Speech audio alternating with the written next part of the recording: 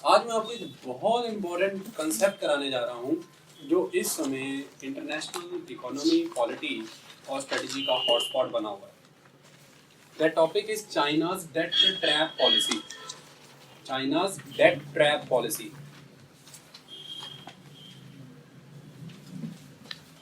Chinese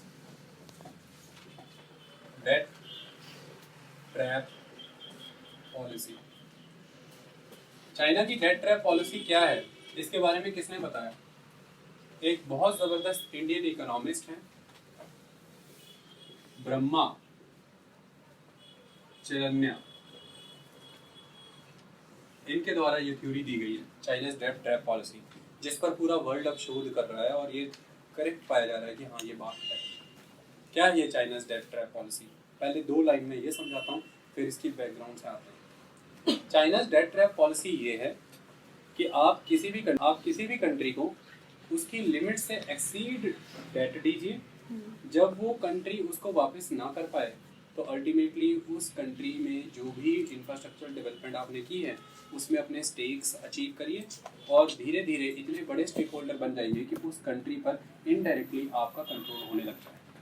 ये है debt trap policy. मतलब जो कंट्री है, जो होस्ट कंट्री है, उस कंट्री में हाई लेवल पर आप एक कर्जे का जाल बुन दीजिए जिससे वो कभी बाहर ना आ पाए। इसकी शुरुआत के कारण क्या है? पहले हम चाइना को समझने का प्रयास करते हैं थोड़ा जा, तब से आकर के सारी चीज़ें समझ आएंगी। चाइना के बारे में एक चीज़ देखिए। चाइना के बारे में आज पूरे वर्ल्ड लेवल पर ये कहा जा रहा है कि चाइना की जो जीडीपी है उस जीडीपी से 3 गुना चाइना पे कर्जा है। चाइना पे भी कर्जा है। चाइना की जो जीडीपी है उस जीडीपी से 3 गुना चाइना का कर्जा है, यानी कि डेट टू जीडीपी रेशियो 300 है। आई बात समझ में? 3 गुना। तो हैरान हो जाएंगे आप कि चाइना पर फिर कितना ही डेट होगा। मतलब अल्टीमेटली चाइना जो ग्रोथ कर रहा है उस ग्रोथ का सबसे बेसिक रीजन है चाइना की स्टेट स्पॉन्सर्ड कंपनीज। चाइना की स्टेट स्पॉन्सर्ड कंपनीज इस लेवल पर चीप प्रोडक्ट क्यों प्रोड्यूस कर पाते हैं? क्योंकि उन्हें बहुत बड़े पैमाने पर डेट प्रोवाइड किया जाता है चाइना के ही ऑर्गेनाइज्ड बैंकिंग स्ट्रक्चर के द्वारा। तो चाइनीज बैंकिंग स्ट्रक्चर के द्वारा चाइनीज स्टेट स्पॉन्सर्ड कंपनीज को बहुत बड़े पैमाने पर जो डेट दिया जाता है, उस डेट की वजह से चाइनीज मैन्युफैक्चरिंग यूनिट्स बहुत ही अंडर प्राइस और अंडर वैल्यू करके गुड्स एंड सर्विसेज को जब इंटरनेशनल मार्केट में बेचते हैं तो इससे एक डंपिंग का एटमॉस्फेयर क्रिएट होता है, जिससे वो अपनी गुड्स एंड सर्विसेज से इंटरनेशनल मार्केट को डंप कर देते हैं और धीरे धीरे पूरे वर्ल्ड की इकोनॉमी को वो इंक्रोच करते चले जाते हैं। आज पूरे वर्ल्ड लेवल पर अगर हम देखें तो चाइना वर्ल्ड का लार्जेस्ट ट्रेडिंग पार्टनर है। सबसे ज़्यादा व्यापार चाइना का हो रहा है दुनिया के सभी मुल्कों के साथ। China United states of America को परचेजिंग पावर पैरिटी में क्रॉस कर चुका है। हाँ, जीडीपी में भी नहीं कर पाया, परचेजिंग पावर पैरिटी में क्रॉस कर गया। GDP at the purchasing power parity. Okay, तो चाइना बहुत ही तेजी से, या कह सकते हैं कि एक आर्थिक महाशक्ति बन गया, इकोनॉमिक सुपर पावर बन गया। कंसेप्ट क्या है चाइना का? देखिए, चाइना में क्योंकि कम्युनिस्ट गवर्नमेंट है और कम्युनिस्ट रूल होने की वजह से चाइना के जितने भी रिसोर्सेज हैं सारे के सारे कम्युनिटी में डिवाइडेड हैं। कम्यून सिस्टम में कलेक्टिवली यूटिलाइज किए जाते हैं। चाइना में एक सिंगल पार्टी रूल किया जाता है जिसके द्वारा चाइना की जो पॉलिसीज़ हैं उसमें एक कॉन्टिन्यूटी नज़र आती है। अगर आप इंडिया के डेमोक्रेटिक सिस्टम में मल्टी पार्टी सिस्टम के ड्रॉबैक्स पढ़ेंगे तो आपको एक ड्रॉबैक नज़र आएगा कि पार्टी चेंज होने के साथ साथ आइडियोलॉजी चेंज हो जाती है और आइडियोलॉजी की वजह से जो सोशल इकोनॉमिक प्लान चल रहे होते हैं उसमें एक डिसकॉन्टिन्यूटी नज़र आती है। अगर कॉन्स्टिट्यूशन में directive principle of state policies नहीं होते तो जो एक कॉन्टिन्यूटी थोड़ी बहुत नज़र भी आती है हर पार्टी के प्लान में, वो भी नज़र नहीं आती। वो बेसिक प्रोवाइड हमारे कॉन्स्टिट्यूशन में किया। अदरवाइज पार्टी बदल जाने की वजह से पूरा का पूरा कंसेप्ट चेंज हो जाता है। सो चाइना में ऐसा नहीं होता। लीडर चेंज होता है बट जो पार्टी लाइन का थॉट है वो बदलता नहीं है। इसलिए चाइना को एक एडवांटेज है इंडिया से कि इंडिया हमेशा शॉर्ट टर्म प्लानिंग्स में उलझा रहता है। 5 ईयर की प्लानिंग करनी होती है इंडिया को, चाइना हमेशा 20 से 25 साल की लॉन्ग टर्म प्लानिंग करता है। तो इमीडिएटली पूरे वर्ल्ड लेवल पर जो इमेज क्रिएट होती है कि चाइना का कोई भी किया हुआ सौदा जो किसी को नुकसानदायक भी नज़र आ रहा होता है क्योंकि वो उसे शॉर्ट टर्म एस्पेक्ट से देखते हैं, लेकिन चाइना के लिए वो बिल्कुल वैसा होता है जैसा चाइना ने अज्यूम करा है। लॉन्ग टर्म एस्पेक्ट के हिसाब से। ये मैं आपको प्रूव करूंगा, ये जो कोरोलरी मैंने आपको दी है I will prove that. Okay, so China का कम्युनिटी पार्टी सिस्टम होना, सिंगल पार्टी का रूल होना, डेमोक्रेसी का होना ही नहीं, no democracy at all, social media का बैन होना, सारा का सारा मीडिया पब्लिकली ऑर्गेनाइज्ड माने कि स्टेट स्पॉन्सर्ड होना, और वर्ल्ड लेवल पर बहुत बड़े पैमाने पर चाइना का जो इतना प्रभाव छाया हुआ है economically due to the cheap manufacturing units, इन सारे कारणों से चाइना कुछ ऐसी चीज़ें कर सकता है जो बाकी मुल्क नहीं कर सकते। वो क्या चीज़ें हैं? सबसे पहला कंसेप्ट, चाइना ने बहुत बड़े पैमाने पर अपने यहाँ पर चीप रॉ मटेरियल और चीप लेबर का यूटिलाइज करके वर्ल्ड लेवल पर कुछ बड़ी कंपनीज को यहाँ पर वर्किंग करना परफॉर्म कराया, शुरू कराया, पहली बात। दूसरा, चाइना ने बहुत हाई लेवल पर, इंटरनेशनल लेवल पर अपने प्रोडक्ट सेल किए। उसका रीज़न लेबर लॉज नहीं थे, एनवायरमेंटल लॉज की धज्जियाँ उड़ाई जाती हैं, प्रोडक्शन बहुत चीप है क्योंकि लेबर बहुत ही सस्ती है, रॉ मटेरियल अवेलेबिलिटी सस्ती है, वर्किंग एटमॉस्फेयर नहीं है, काम बहुत ज़बरदस्त तरीके से लिया जाता है, एंड स्टेट स्पॉन्सर्ड मशीनरी के थ्रू स्टेट स्पॉन्सर्ड कंपनी से प्रोडक्शन कराई जाती है जिसकी वैल्यू भी अंडर रखी जाती है। तो जितनी भी शॉर्टी गुड्स हैं, यानी कि घटिया क्वालिटी गुड्स, शॉर्टी और चीप क्वालिटी और चीप रेट गुड्स हैं, ये प्रोड्यूस करके पूरे वर्ल्ड लेवल की मार्केट में पेनिट्रेट करने की वजह से चाइना को बम्पर फॉरेन एक्सचेंज रिजर्व्स आने हुए, और चाइना आज की डेट में फॉरेन एक्सचेंज रिजर्व के बम्पर पहाड़ पे बैठा हुआ है, बेअंत फॉरेन रिजर्व्स हैं चाइना के पास। अब अचानक से दो तीन चीज़ें होंगी। सबसे पहले 2008 के बाद अगर एक चीज़ देखें तो 2008 का जो ग्लोबल इकोनॉमिक रिसेशन था, कहीं ना कहीं उससे हम उभर तो रहे हैं। हम जब मैं बोलूँगा तो मैंने वर्ल्ड, कहीं ना कहीं उससे वर्ल्ड कम्युनिटी उभर तो रही है, बट उस लेवल पर आज भी वो रफ्तार नहीं पकड़ी जो 2008 के पहले थी।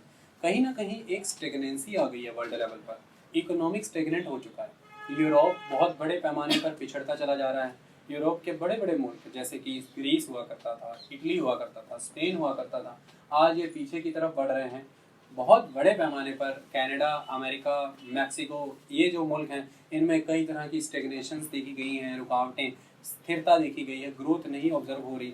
और बहुत हाई लेवल पर एशियन कंट्रीज़ जो हैं जिनका अपने आप में एक डेवलप होने का सिस्टम शुरू हो चुका है। ऐसे में जब अंतर्राष्ट्रीय स्तर पर उस लेवल पर ग्रोथ ही नहीं होगी, इकोनॉमी की चीज़ों की मांग ही नहीं होगी, तो सबसे बड़ा प्रॉब्लम चाइना को फेस करना पड़ेगा, क्योंकि चाइना जिसकी इकोनॉमी ही इस बात पर टिकी है कि वो इंटरनेशनल लेवल पर जो एक कंज्यूमर मार्केट बनी हुई है, वो कंज्यूमर मार्केट चाइना का प्रोडक्ट कंज्यूम करेगी तो चाइना को इनकम होगी। तो अल्टीमेटली जब वो इंटरनेशनल मार्केट स्टेगनेंट हो रखी होगी, ग्रोथ ही नहीं करेगी, तो चाइना का प्रोडक्ट ही कंज्यूम नहीं करेगी, तो फिर चाइना जिसकी जीडीपी इतनी हाईली डेप्ट ड्रिवन है, वो डेट पे बैक कर पाना नॉट पॉसिबल, पहला। दूसरा, इतने बड़े और ह्यूमंगस स्टेट स्पॉन्सर्ड कंपनीज और यूनिट्स बना रखे हैं, अगर उनके द्वारा मैन्युफैक्चर प्रोडक्ट इंटरनेशनली कंज्यूम नहीं किया जाएगा, उनको बंद करना, और उनको बंद करने के साथ साथ इतने बिग ले ऑफ्स, अनएम्प्लॉयमेंट इतने बड़े पैमाने पर क्रिएट करना। तीसरा, अपनी कंट्री में China is the sole example in the world जो ओवर इंफ्रास्ट्रक्चर्ड है। अपनी कंट्री में ज़रूरत से ज़्यादा हाईवेज, ज़रूरत से ज़्यादा रेलवेज, ज़रूरत से ज़्यादा वाटरवेज, हर इंफ्रास्ट्रक्चर ज़रूरत से ज़्यादा है। चाइना ने इतनी सिटीज़ बना ली हैं due to the debt driven economy कि चाइना को आज की डेट में घोस्ट कंट्री कहा जाता है।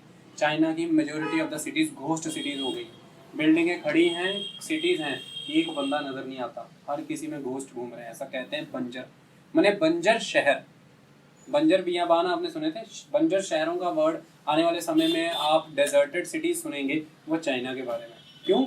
क्योंकि जो इतने हाई लेवल पर आप इन्वेस्टमेंट फूंक रहे थे इकोनॉमी में, आपने जो एक जीडीपी लोगों के सामने प्रोजेक्ट करी वो ये प्रोजेक्ट करी कि इंफ्रास्ट्रक्चर की वजह से लोगों को एम्प्लॉयमेंट दिया, उस एम्प्लॉयमेंट की वजह से लोगों ने कंजम्पशन किया, उस कंजम्पशन में सबसे पहला रोल वहीं के नेटिव लोगों ने निभाया जो वहाँ पे प्रोड्यूस हो रही चीज़ों को कंज्यूम करा। अल्टीमेटली जब उन लोगों की कंजम्पशन स्लो डाउन हुई तो इंटरनेशनल कंज्यूमर को पकड़ा। इंटरनेशनल कंज्यूमर आज की डेट में एक जरिया बना हुआ है चाइना के प्रोडक्ट कंज्यूम करने में। लोकल कंजम्पशन डिमांड तो है ही नहीं, अब लोकल इंफ्रास्ट्रक्चर डेवलपमेंट का भी अब स्कोप नहीं, क्योंकि ओवर इंफ्रास्ट्रक्चर्ड हो गए हैं, ऑलरेडी वो घोस्ट सिटी में कन्वर्ट हो गई हैं। वहाँ पे लॉ एंड ऑर्डर मेंटेन करना और उनको वैसे मेंटेन करके रखना ही महंगा पड़ रहा है। इंटरनेशनल कस्टमर जो बचा था उसमें भी मांग में कमी आने शुरू हो गई है, तो वहां पर मांग की कमी ना आए और परेशानियां ना हो, तो इसके लिए अब चाइना ने क्या करा है सुनिए। चाइना ने देखा कि इतने बड़े पैमाने पर जो मेरे पास पैसा फॉरेन एक्सचेंज रिजर्व है, जिसमें कि लो वैल्यू अमेरिकन बॉन्ड में इसको इन्वेस्ट करना कोई फायदे का सौदा नहीं। आप जो भी फॉरेन रिजर्व्स रखते हैं वो foreign reserve in the form of cash नहीं रखते, अमेरिकन बॉन्ड्स में इन्वेस्ट करके रखते हैं पैसा। अमेरिकन बॉन्ड से यील्ड बहुत ही कम आती है, वो चाहिए नहीं।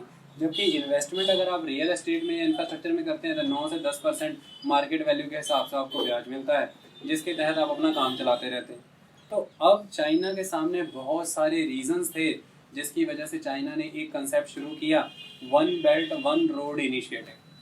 तो अल्टीमेटली जब भी आप किसी से डिस्कशन करेंगे, बहुत ही लेमैन की तरह वो सबसे पहले आपको ये कह देगा कि चाइना पूरे वर्ल्ड पे रूल करना चाहता है, इसलिए वो बेल्ट रोड इनिशिएटिव, इसके अलग अलग नाम है, इसे OROB कहेंगे, one road one belt, OROB one road one belt, OBOR one belt one road, BRI belt road initiative, ये इसके अलग अलग नाम है।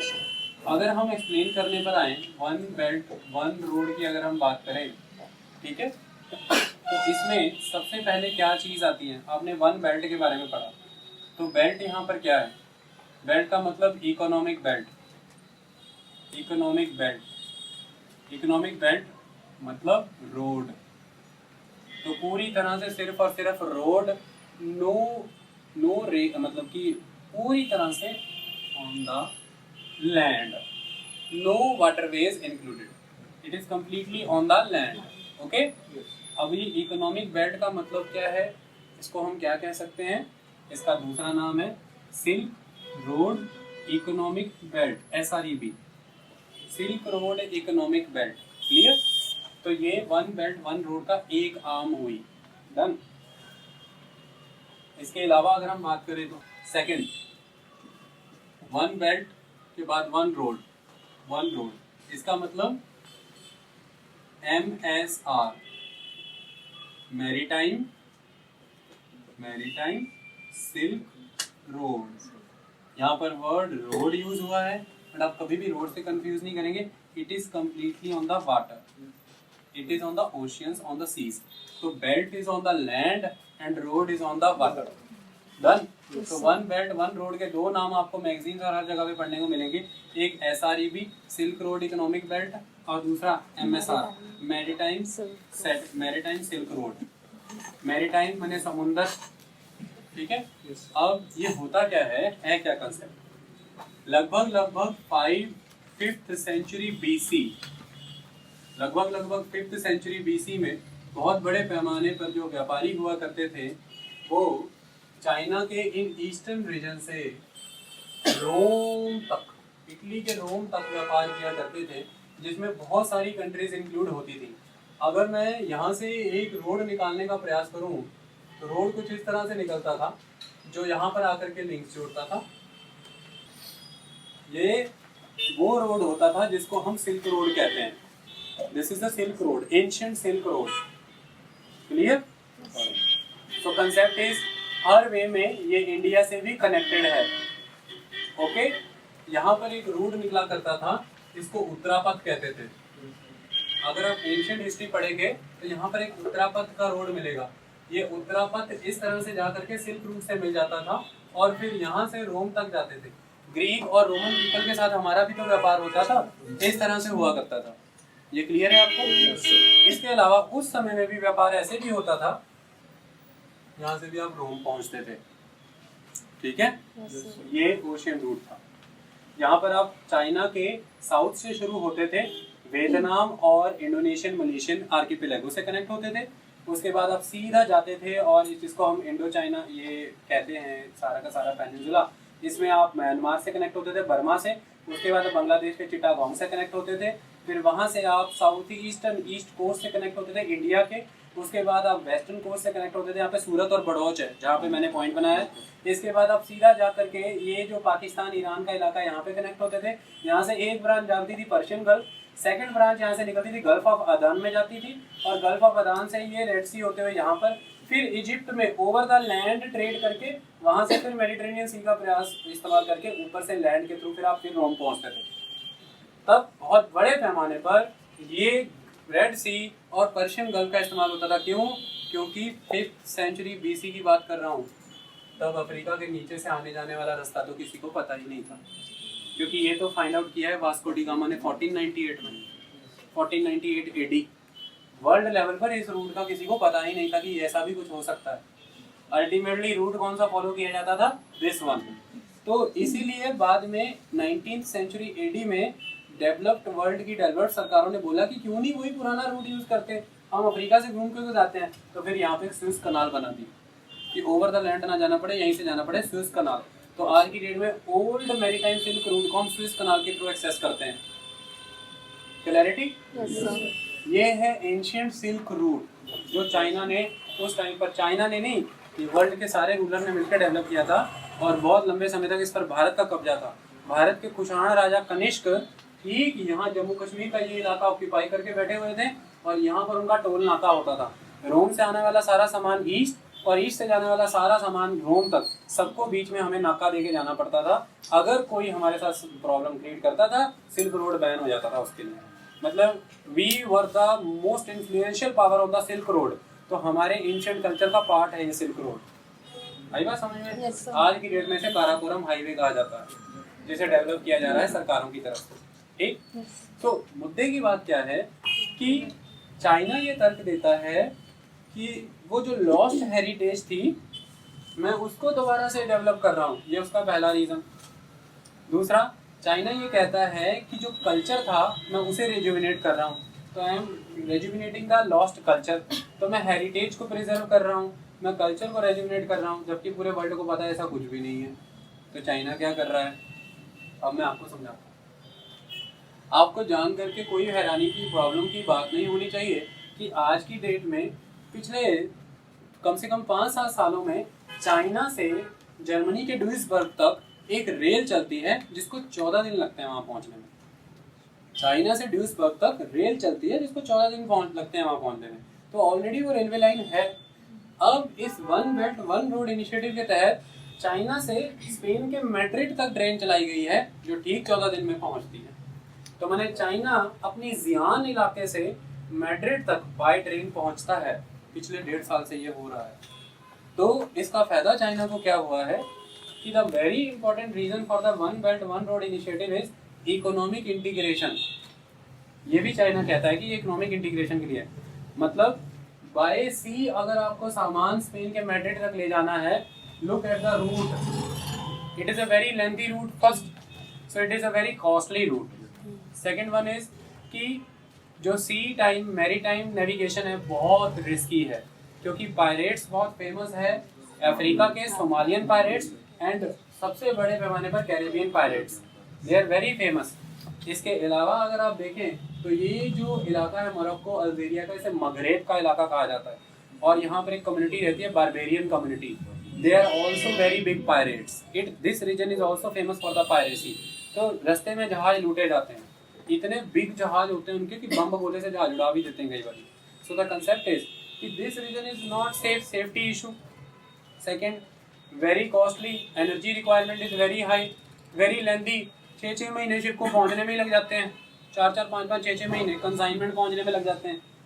14 दिन में ट्रेन पहुंच रही है। पहली बात, ट्रेन से कंटेनर ले जाना बहुत सस्ता और बहुत इजी। दूसरी बात, सेफ्टी सिक्योरिटी का कोई इस तरह का इशू ही नहीं है। तीसरी बात, ट्रांजिशन इतना फास्ट है कि जितने में एक शिप पहुंचना है उतने में उस ट्रेन के कम से कम 15 गेड़े लग जाएंगे आने जाने के। मतलब 15 बार आप उस सेम सिटी को पेनिट्रेट कर सकते हो जो शिप से आपने एक बार करनी थी। और एक शिप में जितना सामान आपने ले जाना उससे 4 गुना सामान आप एक मालगाड़ी में ले जा सकते हो अगर आप डबल डेकर कंटेनर के थ्रू सामान लेना चाहते हो। सो द कंसेप्ट इज कि बहुत बड़े पैमाने पर चाइना को इस रेल रूट से बेनिफिट हो रहा है। क्यों? यही रेल रूट है, आपको पूछा भी जा सकता है, जियान से मैड्रिड तक, जिसने पूरी तरह से यूरोपियन मार्केट को फ्लड कर दिया है चाइनीज इक्विपमेंट से। चाइना के पास सबसे इशू ये था कि चाइना की जो स्टेट स्पॉन्सर्ड कंपनीज, उन्होंने चाइना को आकर के बोला कि हम जो इलेक्ट्रॉनिक गैजेट्स बनाते हैं इनकी एक ही खासियत है, बाजार में बिकते हैं ड्यू टू कॉस्ट इफेक्टिव, ये सस्ते हैं। सस्ता सामान रह नहीं जाता जब समुद्री रास्ते से लेकर के जाते हैं। कोई ऐसा रूट आपको हमें देना होगा कि हम इसे कम से कम समय में मिनिमम एनर्जी कंज्यूम करके मिनिमम ट्रांजिशनल लॉसेस के साथ अपनी डेस्टिनेशन तक पहुंचाएं। उसके लिए आपको मुझे रेलवे नेटवर्क देना होगा।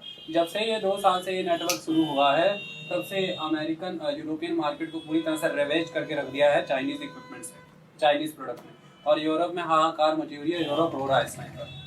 पहली बात तो जब आपको मैं ये कहता हूँ कि वन बेल्ट के तहत ये जो चाइना के द्वारा बेल्ट क्रिएट किया जा रहा है जिसको हम SREB कहते हैं, इस बेल्ट के तहत चाइना सिर्फ और सिर्फ रोड नेटवर्क नहीं रेलवे नेटवर्क भी डेवलप कर रहा है जो कि बहुत एक्सपेंसिव है। प्लस दूसरा, बहुत बड़े पैमाने पर गैस और ऑयल पाइपलाइंस बिछाई जा रही हैं। तो gas pipelines, oil pipelines, roadways and railways, इसमें बहुत बड़े पैमाने पर हाईवेज बनाए जाएंगे, एक्सप्रेसवेज बनाए जाएंगे और बहुत बड़े पैमाने पर ब्रॉड गॉज रेलवे लाइंस बनाई जाएंगी। चाइना का कहना ये है कि मैं पूरे के पूरे वर्ल्ड को एक standard and standardize link provide करना चाहता हूँ इकोनॉमी का। क्यों? इशू क्या होता था, आप चाइना से चले हैं एक सामान लेकर के, हो सकता है रास्ते में जिन पोर्ट्स पे आपकी शिप को रुकना है वहाँ पर उस पोर्ट में कैपेबिलिटी नहीं है ट्रांसशिपमेंट की, मतलब इतने बड़े कार्गो को हैंडल करके उसे स्मॉल कार्गोज में कन्वर्ट करने की पहली बात तो कैपेबिलिटी नहीं। दूसरा, उसके पास इतने बड़े शिप को स्टे कराने के लिए बर्थ भी नहीं है, डॉक भी नहीं है, उसकी मेंटेनेंस के लिए स्टाफ भी नहीं है। तीसरा, एक शिप से दूसरे शिप में सामान कन्वर्ट करने में ही इतनी लोडिंग अनलोडिंग के खर्चे आ जाते हैं कि आप सोच भी नहीं सकते हो। और जब आप इतने लंबे सामान इतनी एरिया से लेकर के जाते हो तो आपको बहुत बड़े पैमाने पर ट्रांसशिपमेंट करनी पड़ती है। सो मुद्दे की बात यह है, चाइना का यहाँ पर यह कहना है कि हम वाया रोड इसलिए नहीं आज दिन तक कंट्रीज को पेनिट्रेट कर पा रहे थे क्योंकि हर कंट्री में जो रेलवे लाइन है उसका साइज चेंज हो जाता है और हर कंट्री की रेलवे की अपनी अपनी रिक्वायरमेंट है। कुछ कंट्री रेलवे को पैसेंजर के लिए यूज़ कर रही हैं, कुछ कंट्री रेलवे को फ्रेट के लिए यूज़ कर रही हैं, कुछ कंट्रीज ने उन एरियाज में रेलवे लाइन बिछाई नहीं, कहता यहाँ पे पॉपुलेशन ही नहीं है तो मैंने क्या करना है। तो मुद्दे की बात यह है कि अगर हम वन बेल्ट इनिशिएटिव के तहत चलते हैं तो पूरे वर्ल्ड में एक जैसी रेलवे लाइन बिछी होगी जिससे पूरा वर्ल्ड बेनिफिट लेगा। आने वाले समय में एक जगह से ट्रेन शुरू होगी और उस रास्ते में ये टेंशन लेने की जरूरत नहीं कि आगे ब्रॉड गॉज मिलेगी कि नहीं मिलेगी, कहीं नैरो गॉज ना मिल जाए, कहीं स्मॉल गॉज ना मिल जाए, कहीं मीडियम गॉज ना मिल जाए। जियान से गाड़ी शुरू होगी, स्पेन में ही जाके रुकेगी, सारा का सारा इंफ्रास्ट्रक्चर एकदम स्टैंडर्डाइज्ड होगा। दूसरा, हाईवे की जो बढ़तर है फुल्ली स्टैंडर्डाइज्ड होगी, एक्सप्रेस वे प्रॉपर एक जैसे होंगे। आपको ये सोचने की जरूरत नहीं कि अमेरिकन और यूरोपियन ट्राले बड़े होते हैं और एशियन ट्राले छोटे होते हैं तो ट्रांसशिपमेंट करनी पड़ेगी, ट्रांसले से एक सामान उतार करके दूसरे में डालना पड़ेगा। नहीं, जितने मर्जी 16 गियर वाला या 24 गियर वाला ट्राला लेके आप चलेंगे यूरोप से सीधा इंडिया तक पहुंच सकते हैं उसी ट्राले में, रास्ते में कोई रुकावट नहीं, क्योंकि एक्सप्रेस वे एकदम यूनिफाइड बना दिया जाएगा पूरे वर्ल्ड लेवल पर। इससे आप हाफ ऑफ द कॉस्ट जो ट्रांसपोर्टेशन की है उसे रिड्यूस कर देते हैं, क्योंकि जिस लेवल पे आप सामान लेके चले होते हैं उसी लेवल पे आप सामान लेकर के पहुंचते हैं। ये चाइना का कहना है। सबसे अंतिम चाइना का तर्क जो था, जो चाइना ने नहीं दिया, मीडिया ने दिया, कि चाइना इसके थ्रू पॉलिटिकल हेगेमनी एस्टेब्लिश करना चाहता है पूरे वर्ल्ड लेवल पर। अब वो कैसे होगा वो समझिए। चाइना ने ये जो सिल्क रोड, ये जो मैरीटाइम सिल्क रोड डेवलप करा है, इसके थ्रू 2-3 लिंक्स निकाले हैं बहुत जबरदस्त, जिसमें से एक लिंक कीनिया आता है बहुत इंपॉर्टेंटली और एक लिंक तंजानिया आता है। जहाँ कीनिया और तंजानिया में सिल्क रोड का लिंक आएगा, इसके अलावा यहाँ से एक रेलवे लाइन जाएगी जो यहाँ पर जाकर के सिल्क रोड को भी कनेक्ट करती है। सो कंसेप्ट ये है, यहाँ से एक रेलवे लाइन आएगी जो नीचे अफगानिस्तान की तरफ आती है।